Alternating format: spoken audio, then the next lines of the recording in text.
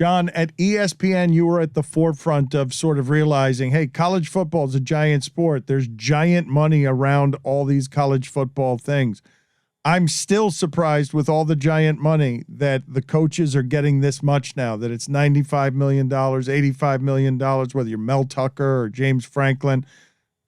Are these guys worth that money? Is the business model, does it look to you like these CEO types are worth the money they're being paid? I think they are worth the money they're being paid. It may seem outlandish to some people who are making, $53,000 a year and don't understand why you have to pay a football coach 5 or 6 times what you pay the university president. But relative success on the football field leads to excitement from your donors, leads to increased admissions, leads to lots of people showing up in your town for a football game and spending money on hamburgers and beer and parking tickets. It's probably a 12-0 Miami is certainly worth $8 million more than a 7-5 Miami. That's for Mike Ruiz to feel good. Yeah, I don't think we need Michael Ruiz to feel any better than he feels given what's happened the last couple of weeks with Miami. I think when we decide what we're going to pay a coach or a manager, you definitely take into account some of the things you said, John, but I never took into account hamburgers or any sort of people coming into town or certainly admissions. And here's why. The reason why football coaches, to me, are all of a sudden making this amount of money is that universities are realizing that they are getting fewer and fewer students to pay full freight tuition. They are therefore running at a deficit operationally in a way that they never had before. Order of magnitude is just getting larger, COVID-related or not. And what they're finding is that people like you running broadcast empires who are willing to pay rights fees in numbers that are probably irrational, but based on the need for live content, that sports live content in the college area drives so much revenue that if you can get a program that is attractive into a conference that's attractive, it's going to do way more for your bottom line than almost anything you can do in any other department. And I think people, university presidents specifically, think that the coach is the key master to that money, and that's why they're doing it. Yeah, it's just a market, right, David? I mean, it's just a market. It's what you've got to pay Lincoln Riley $10 million to get him to leave a nice University of Oklahoma job to come to USC. And USC right now is probably embarrassed by the performance of their football team over the last decade or so. And I do think it is a bottom line decision. It's also an ego decision. It's also a keep your boosters and your donors happy. And again, you were working at a professional sports team where people drove in from town. But if you're in Tuscaloosa, having 80,000 people come into town is good for your town. People spend money. They spend nights in hotels. They go to local restaurants. And the university cares about that. So I think it's a pretty sound financial decision. Again, there's lots of ways to poke holes in it, to complain about it, to grouse about it, compare it to teacher salaries. By the way, I did a bit of math. They could have hired 418 new public school teachers in Florida for what they're paying Mario Cristobal. Is that fair? I don't know if it's fair or not. No, it's not fair. Works. No, fair is not. No, it's not fair in any way, but it is something that you could just point to the capitalism in it. Because, John, I want to get from you the idea of when it is you spotted the market inefficiency of, oh my God, there's so much money around live sports, streaming, the future. All of this is going to change. And if I just make a couple of networks, if I make a Longhorn network, if I make an SEC network, I've got just money spilling all over the counters. The SEC network made a 9-figure profit in its first year of operation, which was split between the SEC and ESPN. So with all respect to my friend, Mr. Samson, paying the conferences that amount of money, a very financially sound decision. We made very significant profits at ESPN while these things went up. When you ask me when I realized it, the first conference deal I worked on was the Big Ten. which came up in 2005. And we were competing with Fox to buy the Big Ten. And we did a 10-year, $1 billion deal. And that was the first billion-dollar deal in college sports for the rights to most of the Big Ten's games. They kept some games for the Big Ten Network. We should never have let the Big Ten Network happen at ESPN. Wasn't good for our business that those games leaked out of the system. But Jim Delaney had the smart idea to launch a network with Fox, which he did. And that also was good business, though it had a rough start. John, please don't misunderstand. I am not begrudging what you do when you're throwing money at conferences or at leagues. I think it's outstanding. It's what we depended on and what we counted on. I was saying the opposite, that live content and the requirement for sports to be that live content, it's an insatiable desire by the people who are paying your bills, who are paying the monthly fees. And we can talk about what's going to happen with a la carte and cord cutting and everything that's happening. But John, I think what you did is investing in all the live content you did is exactly why salaries in sports are so high for players, for coaches, for GMs, for presidents, why teams are worth so much. So we're definitely speaking the same language. The question is, if you're a college football program, do you try to pay the least money possible, or do you not even negotiate with these coaches and you just look for a name and pay them whatever you want because it's a rounding error at the end of the day? It's probably close to the latter, right, David? I mean, they're not running a tight P&L. They're paying what it takes to get a coach because of the extraordinary demand, right? When you're in a losing program at a university that is used to winning at football, it's a disaster for the chancellor, for the athletic director. Your fans don't find it acceptable at the University of Texas to be sort of a just over 500 program every year. They're paying between $5 and $6 million for a coach, and they're going to end up paying between $8 and $12 million for a coach in the next year or two, probably. I'm not predicting, by the way, anybody's being fired. I'm just suggesting that ultimately it's not acceptable at any of these schools to lose. I discussed on a recent Nothing Personal what's going on in Texas with the Pancake Factory. I don't know if you're familiar with that, but there are boosters who are giving offensive linemen. They're now on salary, these players. They're making $150,000 a year to be an offensive lineman at UT Austin or the Texas Longhorns, and it's all from boosters, and it's all under the fantasy of NIL, which, as you know, when that happened, it's a fantasy, and that schools aren't involved. Of course they're involved in making sure their players get paid. But you see coaches getting all this money, and it is trickling down to players. We are 5 years away from every player on a major college team making as much, if not more, than their professors. Yeah. Do you know, David, I mean, is it possible that somebody can pay a quarterback $5 million? There's no limit to it, is there? Not only is it possible, but that's the direction it's going.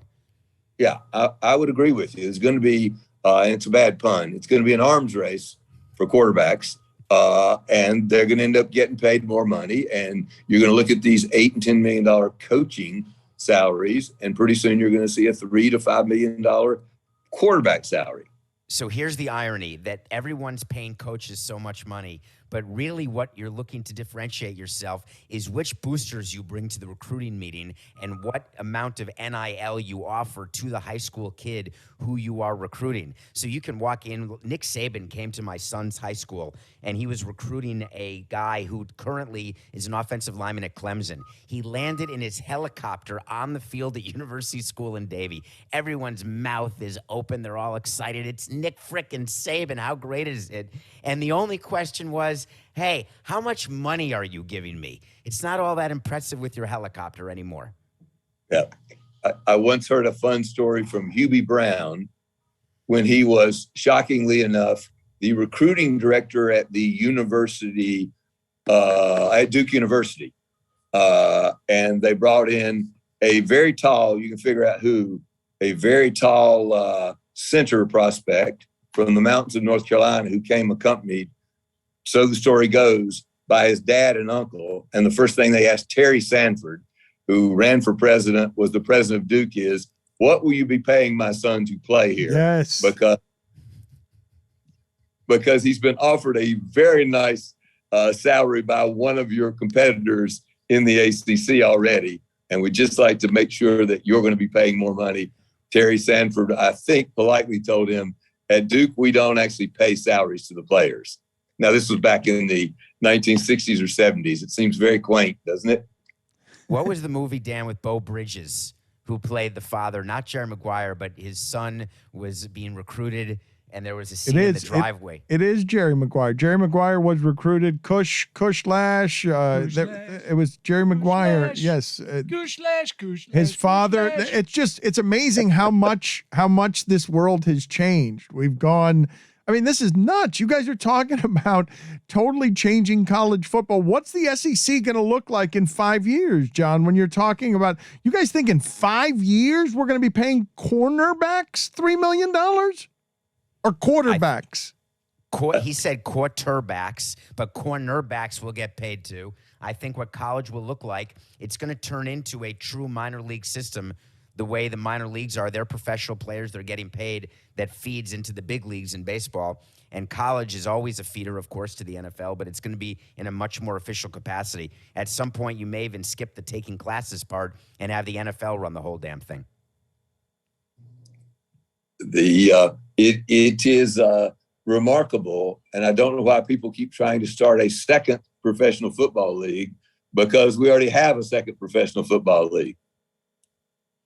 People underestimate how big college football is, right, John? That is the market inefficiency that you were exploiting when you realized televised college football.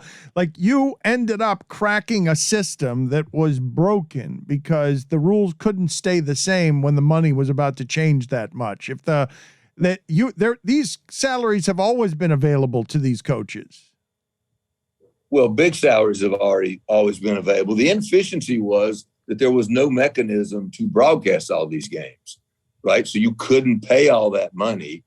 At ESPN, we decided we would pay the money, and we were going to broadcast all of those games. And that's why we launched an SEC network and an ACC network and a Longhorn network and an ESPN3, is because we had to find some way to actually put all these games on. Now, this actually is one of the few moments that we'll talk about today where it was good for the fans, right? Fans of Georgia Tech suddenly could see all 11 games that their team played. And in many seasons, that's a delight. A few seasons, it may not be a delight to see all those games. But that was one of the positive benefits of it, is that you can see all those games. John, on behalf of every man, I would like to personally thank you for having all of those games available. I know you did it out of the goodness of your heart and to really help all those fans. Well, thank you, John. But John, what is the math on that? When you go into the math on that and you're looking at the market and you're saying, okay, what will it cost me to broadcast these games, and how much can I get for these games, and why isn't everyone doing this? Like, how that is it a revelation? Is it something that it's more than just you that's seeing this as a business strategy? What are you spending there to get what? Well, everybody eventually saw that college football was underpaid, right? That there was upside for that. And I'm always surprised and interested when broadcasters talk about making money on a specific event or a sport or during a P&L. Our business was overwhelmingly distribution fees, right? And if I added a Big Ten, an SEC network, I got paid by the distributor. And you didn't know exactly how much you'd get paid before you negotiated it. But advertising was about a quarter of the money that came in. 75% was distribution fees. It is, and it will get us into an interesting discussion. The issue is those distribution fees are going to decline. I don't know if they've declined in aggregate yet, but they will decline over time, and they'll have to be translated into subscription fees, which will be dramatically harder. But John, when you are starting a network, Dan, can I ask the question in a slightly different way to try to elicit a slightly different answer? I'd like to know from you, John, that when you start a network, the math that you're doing that Dan's talking about is that you are doing a multiplication problem. It's pretty simple math. You can do an abacus, fingers, toes, and you're counting the number of subscribers on all of the different distribution networks, let's say the Comcasts of the world, the DirecTVs, all the different platforms, and you're multiplying how much can you get per subscriber, and can you strong arm them to take this new network under the threat of, hey, if you want ESPN, which is what all your clients want, then you're going to take my Big Ten or my SEC network or my ESPN3 or ESPNU. So you are able to do the math up front to have an idea of what you have available to spend in rights fees to get the quality of basically hours, live content hours that you need. Didn't you do the math that way? Yes, that is accurate. So when there is a lockout in MLB, as an example, and you have a responsibility to show games because you're ESPN, let's say, and you have a deal to show games, and you have no games to show because there are none, in order to not have to give any of your money back that you've gotten from these subscribers, you have to deliver some sort of content, and thus would be born a deal to show, let's say, Korean baseball. Is that right? 4 a.m. Boog Shambi from a closet in Bristol so that you're not in breach of contract with your distributors by showing Korean baseball during a pandemic. Is that accurate or not? It's not exact. The logic may be there, but we did not have any contracts that required any exact games to be played. We did not have any contract that said if there are no Major League Baseball games, you have to give some money back. We had a contract. Shown curling? We had a minimum of games and programming we had to provide, and that included NASCAR races, NFL games, NBA games, Major League Baseball games, ACC games, U.S. Open tennis, Wimbledon, but the absence of any one of those things did not constitute a breach of contract. So we were not in breach. And of course, this is a little bit obfuscatory, so I apologize, but you're asking how we were thinking. I'm sorry, I lost my train of thought. That will cause an edit. That's okay. Go, Carmen, do you need to handle that, John? Go ahead and handle that. Nope, we're fine. I was distracted. My fault. I was going to say, I don't mean to be obfuscatory, but we weren't paid subscriber fees, right? The subscribers paid the distributors, and the distributors agreed to pay us a certain amount of money for our service. And it wasn't tied to any exact programming. And this came up again. It came up during the pandemic, right? People kept asking, why am I still paying for my cable subscription when all I want is sports and there are no sports? And the answer is because of a disconnect between the contracts the distributors hold with the broadcasters and linear networks that doesn't require anything specific. It requires something in the aggregate. And ESPN, of course, always had dramatically more games in the aggregate than we were required to provide to receive our fees. Let me ask you guys this question because I'm fascinated where the future of television is headed, streaming, owning your own content, the bundles, the blackouts, the fan. How is television viewing of sports going to be different in the next 5, 10, 15 years? David, start with you. Well, I think that we're going to have to start listening to fans more than we ever did. In 18 years running a team, I'm not sure I made one decision with the fan in mind. And I got plenty of people complaining about blackouts. For example, in Miami, you cannot watch the Yankees. You have to watch the Marlins on Fox Sports Florida if you want to watch the Marlins. And there are games that are blacked out all the time, deals with national broadcasters, et cetera. But what's happening is there's a greater demand for people 18 to 34 to not put up with that. They want no wall in the way of what they want to watch, when they want to watch it, and where they are when they watch it, and on what they watch it, whether it's a phone or a tablet or a TV. So one of the things that team owners have done is they have tried to get back the streaming rights that they gave away to broadcast networks because the networks were a little bit ahead and they got streaming rights in many deals. And now Rod Manfred is chasing his tail, threatening to start his own streaming network. But that is going to have a deleterious impact on rights fees in general, because the reason why networks are willing to pay teams so much for their local rights fees because that's all you got. And you are going to pay your cable company, or you're going to pay to have that network available to you to get the game. And if you don't have to pay that network's not going to pay the team, and that team will not be able to pay the players. So this is a conversation that's going to be very painful to have with the union when salaries and salary caps start going down, when rights deals start going down. I agree with almost everything David said. You're going to go through a very difficult period of time in the next 5 to 10 years in which people are not going to be able to find the games they want to watch nearly as easily as they did in the aughts and the 2010s. I will hazard a guess that people will be nostalgic about pay television before too long, because it was a great system and very great value, because everything you wanted to watch, you paid Spectrum or you paid Comcast, and you could go down through the menu and every college football game was on, every baseball game. It might have been on Regional Sports Network, on ESPN, on Fox Sports 1, on NBC Sports Network, but you could find them all with a single remote and a single service. You're going to enter into a bewildering time where people do not know where their game is, because 5 of them are going to be on NBC broadcast, and 3 of them are going to be on ESPN Plus, and 2 of them are going to be on Paramount Plus, and 1 of them is going to be on the ACC network.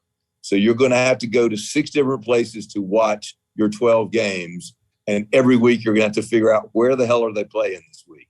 And everybody's going to go, why can't we go back to when ESPN had all these games? And I just watched ESPN 1, 2, 3, 9, 8, 7, 6, 5, and 4. That is going to happen. It's going to be more expensive, more difficult to find. And yes, you're right, David, in time, as the pay TV universe declines, ESPN lost 10% of their subs last year.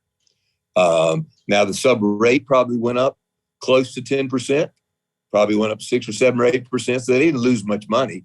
So they can still afford to do all that. But if they lose 10% again next year and 10% the year after, you're right. At some point in the United States, sports rights will go down from media outlets. They will make up for those with data rights and betting premises rights and NFTs and other things. So I'm not sure I believe salary caps will actually go down. One thing that I would like you to consider is that when we are in a negotiation with networks as a league, the reason why we're always willing to go further out is to guarantee revenue streams. So MLB just signed a new 8 or 9 or 10-year deal. And the reason why networks have historically been willing to go out that far as well is they like having, and you can tell me if I'm wrong because you've been in the chair, John, but it's nice to know that your plate is full of content and that you don't have to worry about, you stagger the renegotiations of when different leagues run out, because you know you're always going to have content so you can keep getting those subscription fees. Is that right? Yes. And I do think when we did that deal with the Big Ten, it was 10 years. I don't know of a 10-year deal before that. The reason we went long was because you're negotiating with somebody who is going back to either owners or presidents to tell them how much of an increase they got. And that's the only way it's measured, right? That's all you ever read is baseball gets a 220% increase. Nobody says, well, they didn't actually get a 220% increase. What they got was they were getting $400 million. Next year, they're going to get $450. Year after that, they're going to get $500. Year after that, they're going to get $550. When you take the average annual of the new 10-year deal versus the last 3-year deal, and that is what everybody writes about. And no commissioner goes, well, damn, I'm in the last 2 years of my tenure, and some other poor son of a bitch is going to come in here, and for 8 years, he or she has no deal to do. And the owners don't ever say, well, wait a minute, should we have gone shorter? And maybe we could get more money 3 years from now than we can get now, because the system, and that is what I believe at ESPN we figured out in the Big Ten deal. When we said Jim Delaney can go back to his bosses, who are the athletic directors and the presidents, and tell them that he got $1 billion deal. Can I take you inside an owners meeting, John, when ESPN was doing deals with them with Major League Baseball? Please. So they would present. I was not allowed in any owners meeting. I'm aware, but it was always good to see. Sometimes you'd be a guest at the dinner, though, right? The Wednesday night dinner where people sit around and pretend they like each other and give an applause to the World Series champion while saying F you behind their breath to all the other owners. But in any case, we would be presented with the deal, and the only question that would ever be from the floor would be, how much of that are you distributing to the teams in terms of annual distributions? And so break it down for us. We'd ask Tim Brosnan or Rob Manfred or Dan Hallam or Bud Selig, because we want to have certainty when we're doing our budgets so we can put our payrolls together. So we never would say, oh, we really think you should be going 10 years, not 8, or 6 years, not 9. And there would be committees that would be formed to negotiate with ESPN. But just so you know, it was all a joke. We just wanted the most money for the longest period of time, and that's it. We weren't interested in all the ancillary programming, even though we'd fight with you about it. We want more baseball tonight, or we want more program hours, or less fighting. We just wanted to know how guaranteed our payments were. Yeah, I think we kind of knew that. Even though we spent a lot of time negotiating for that other stuff, I will pick up one thing. I don't think the leagues will get their streaming rights back, because I don't think the media companies will allow it. You can't operate a subscription service, which is what's going to happen in the future, and have the Florida Marlins game be available to Miami fans anywhere other than your subscription service. It just can't happen. That's going to be a fight, because MLB has to approve all broadcast deals, and they're not approving any future deals that don't include keeping the streaming rights for the teams. You're talking about the MLBPA or MLB? MLB. MLB approves all broadcast deals of the individual teams. Good. I mean, I wish them good luck. If I was negotiating a deal, I would not provide the streaming rights back to the teams for the games that I bought. I mean, how could you? You're giving away your exclusivity. The exclusivity is in the modern age of streaming. You guys both know this in the content business, David. There is nothing more powerful than a sporting event that brings audience that people cannot fast forward through. I think it's the last thing standing. That live sports are the only thing you have to see live. There isn't that much anymore in the cable universe, in the streaming universe, that you have to see live other than sports, not appointment viewing when you can go ahead and just get it whenever you want it. What about the Tony Awards? Okay, fair enough, but I don't feel like that's quite the same the same stream that we're talking about. But fine, for you, David, yes, for you, the Tony Awards, you get in front of your television, you dork out with some snacks, and yes, the Tony Awards for you, fine, you got me. Way to go, big guy. Way to go. You found a market inefficiency. Go ahead, ride the Tony Awards into the sky as a big business in the new content age. No, you guys figured out that this whole thing is going to be so much different. And how can you pay whatever the Dodgers are paying for cable rights and then allow the team to have its own streaming rights? You can't do that. Do you know the Dodgers did that deal, John, where they got about $250 million as part of the purchase when Frank McCourt and Jamie McCourt got divorced? One of the biggest things when that team was sold was that there was a new broadcast deal done. And when Fox turned down the deal, they were so happy. I was there negotiating a deal that Derek Jeter never took prior to selling the Marlins. And I was there when that deal happened. And the Fox guys were incredulous, saying that is a loser from second one. And this could be the beginning of the end of these crazy deals. And now as the years pass, I'm beginning to wonder whether those guys at Fox knew what they were talking about. If you were taking nominations for the craziest sports deal ever, that probably sits at the top of your list. And baseball approved it. It was the craziest approval process when they approved that sale of the McCourts, because they wanted to get that broadcast deal done, but it was so irrational that actually the Dodgers, as part of it, they didn't have to count all of it toward their revenue sharing calculation. Just there were so many things done to get the purchase price up, because they wanted, Rob and Bud wanted a multi-billion-dollar transaction on the books to increase the value of all the assets, which is what Bud thought his main job was, which it is. So they let the Dodgers get away, and it's one of the reasons they have a payroll that they have, with revenue-sharing robbery, that their entire broadcast deal does not count toward their local revenue. John, can you explain to me? Fact. John, can you explain to me, please? I don't remember the details on this Dodger deal. Was the cable rights deal like $265 million, or was it a lot more than that? I don't remember the specifics of the deal. I don't remember the exact numbers. I do remember it was over $200 million a year for the rights to do the local. It was a local, right? It was a local deal.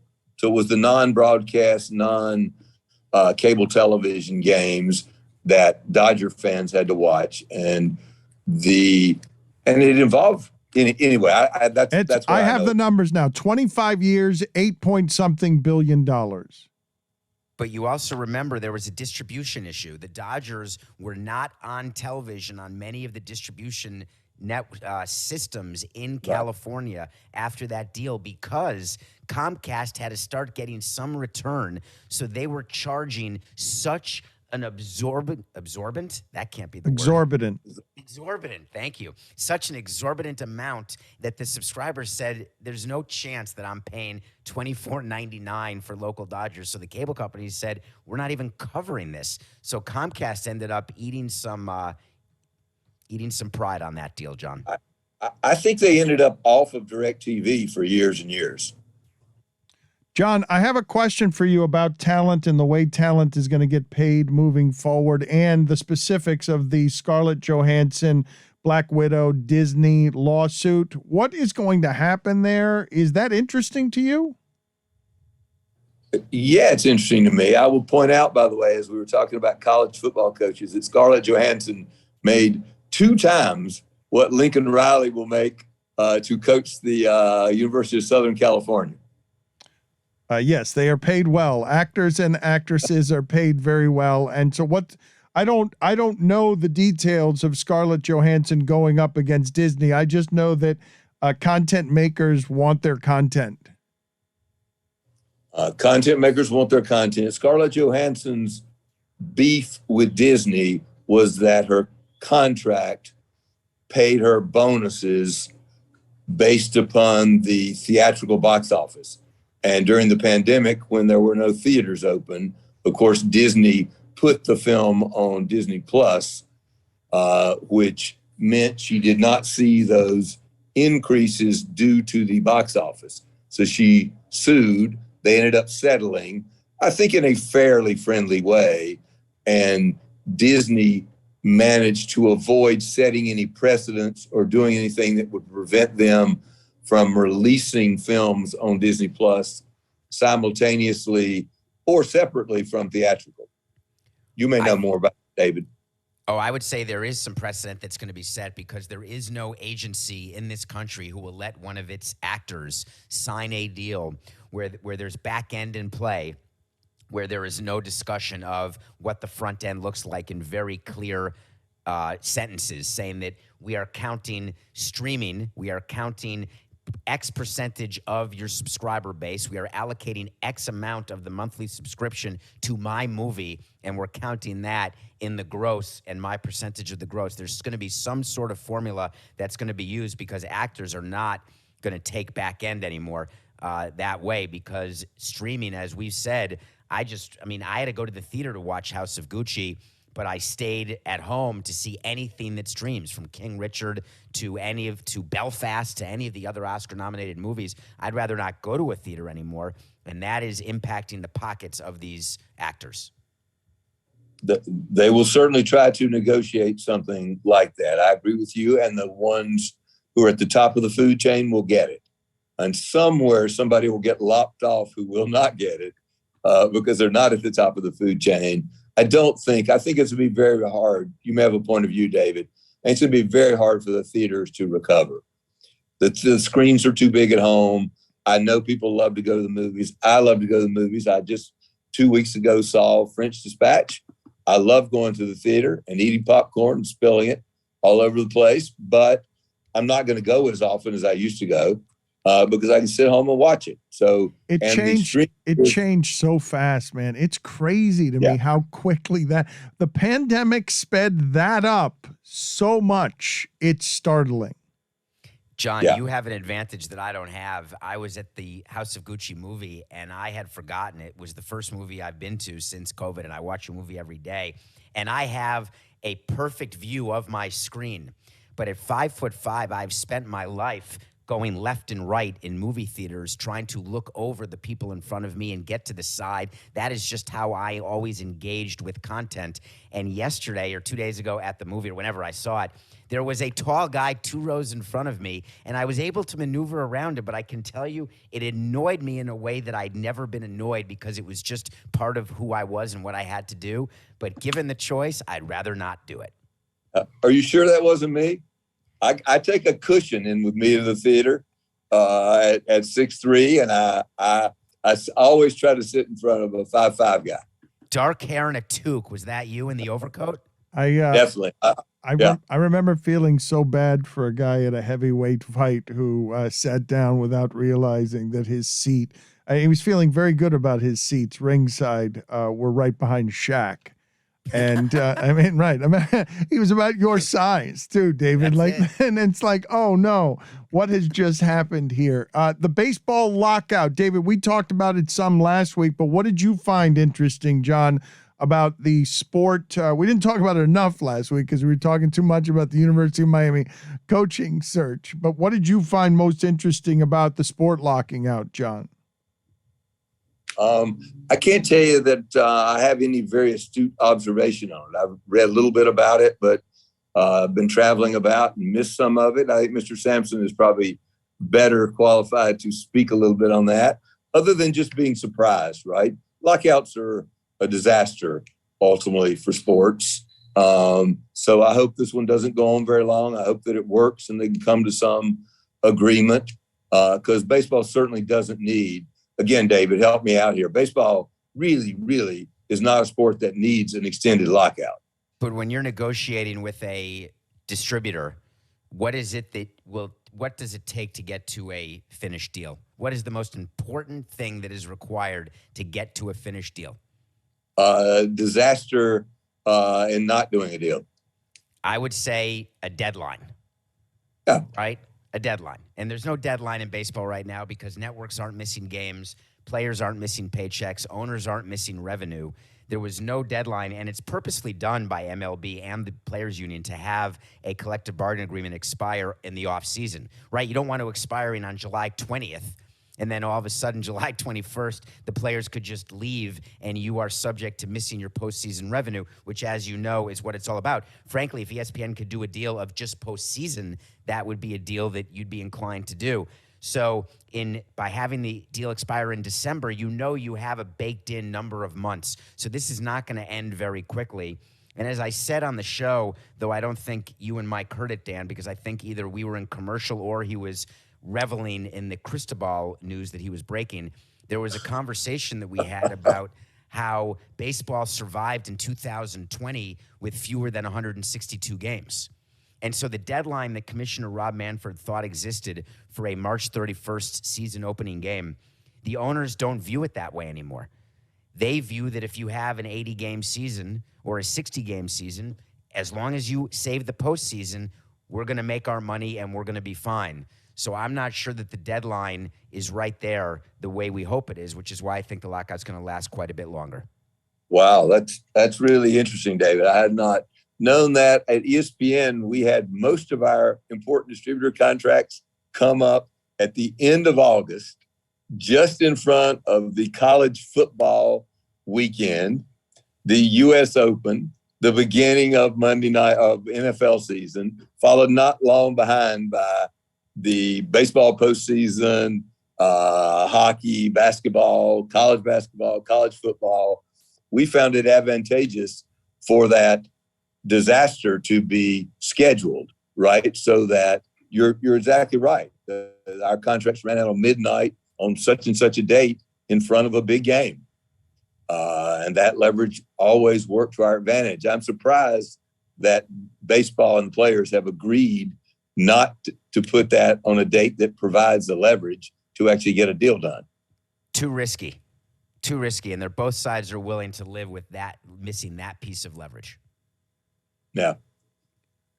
How about last thing before we get out of here? What is college football and its playoffs going to look like soon as all the things with amateurism fall apart? You see the players are going to get paid. The coaches are going to get paid. Everyone's running toward the television money. This is a giant sport.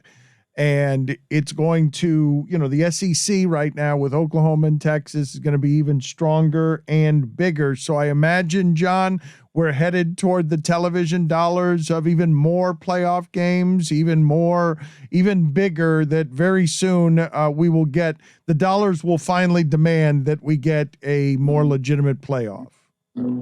It will have to. Look, one thing is the conferences, there are no conference deals that come up. Right, the SEC is through 30.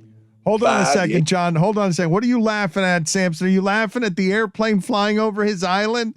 All right, give it a second for the airplane to fly. I'm not going to stop here. I don't want to edit any of this. I want to just keep it moving. As long as there's not a crash in the background of something hitting one of your Bahamian island, you can continue your answer now, Skipper. Okay, the man is laughing at the plane flying behind me. Yeah, it was very loud. It was very loud, and it sounded like it was flying low, and it sounded like it was going to hit the back of your head. Okay, well, you notice how calm I stayed during all that, But back to your question, there will have to be a bigger college football playoff because the insatiable demand for more and more money doesn't have any place to go. Right, because the SEC doesn't have a new deal to do for a long time. There will be at some point a Big 10 deal, Big 12 deal, a Pac-12. There's no ACC deal to done. So, yeah, I think they'll end up with an 8 or a 12-team playoff. I think 12 makes more sense than 8, personally. And then we'll see if they manage. Remember, I'm always amused that 5 college commissioners went into a room and came out with a 4-team playoff. And not one of them thought, well, wait a minute, I'm going to be left out once every 5 years on average. Aren't I going to be in trouble when that happens?